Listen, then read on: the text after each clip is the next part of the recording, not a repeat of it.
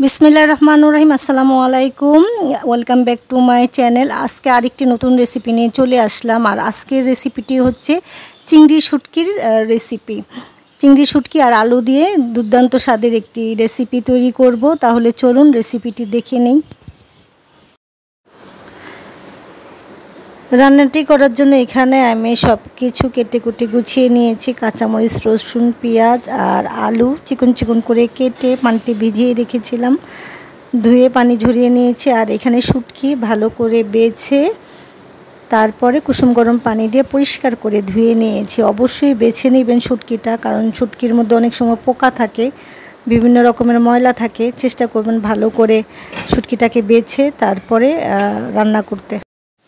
तो रान्ना करार जोन्नो एखाने एकटी ननस्टिक कड़ाई निয়ে নিয়েছি आमी। और एखाने दिए दिচ্ছি प्रथमेই हाफ कप सयाबिन तेल, साथे दिए दिलाम दुटा तेजपाता छिड़े। तेलटा हालका गरम होले एखाने आमी दिए दिচ্ছি रसुन कुचि। रसुन कुचि दिए सामान्य एकटू भेजे नेब। सामान्य एकटू भेजे निয়ে तारपर एखाने आमी दिए दिচ্ছি आगे থেকে केटे राखा पेঁয়াজ कुचि और दिए निচ্ছি काँचामरिच।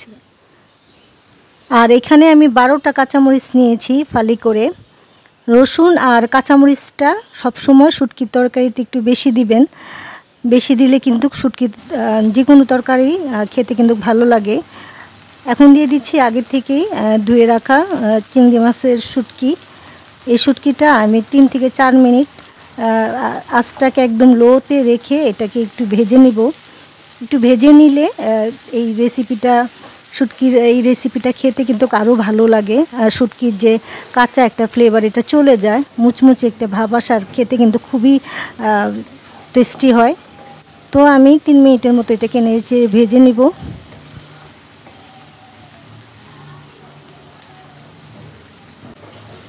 এখন দিয়ে দিচ্ছি স্বাদ মতো লবণ। এখানে আমি হাফ চামচের থেকে একটু বেশি লবণটা দিয়েছি। যার যার স্বাদ মতো লবণটা দিয়ে নেবেন। আর দিয়ে দিলাম সাথে হাফ চা চামচ হলুদ গুঁড়ো আর সামান্য একটু মরিচের গুঁড়ো দিয়ে ভালো করে এটাকে নেড়ে আরও 2 মিনিট আমি এটাকে রান্না করে নেব।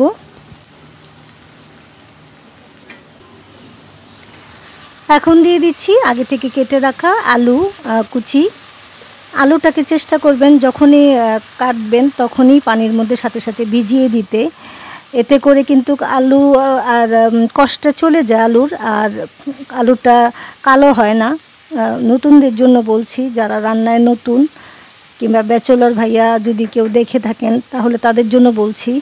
অনেকে কেটে এইভাবেই কেটে রাখে আলু, আর আলুটা কিন্তু একদম কালচে হয়ে যায়।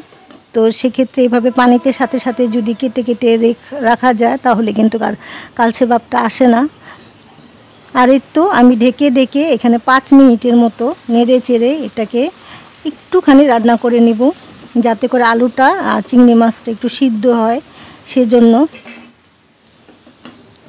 আর এই তো এই 5 মিনিটের ভিতরে আমি 2 থেকে 3 বারের মতো খুলে খুলে নেড়ে চেড়ে নিয়েছি। আর এই যে এখন কিন্তু আর কিন্তু ঢাকা দিব না, এখন এইভাবেই চুলোর আঁচটাকে একটু বাড়িয়ে এটাকে ভাজি করে নেব। এখন যদি চুলো কমিয়ে যদি রান্না করতে যাই তাহলে কিন্তু আলুটা বেশি গলে যাবে। অলরেডি আলুটা সিদ্ধ হয়ে গিয়েছে।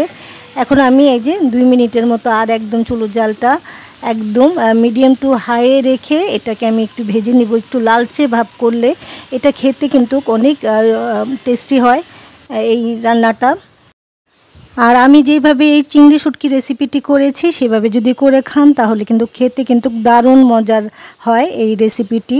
তো আজকের মতো এখানেই বিদায়, আর নতুন কোনো রেসিপিটি দেখা হবে। আল্লাহ হাফেজ।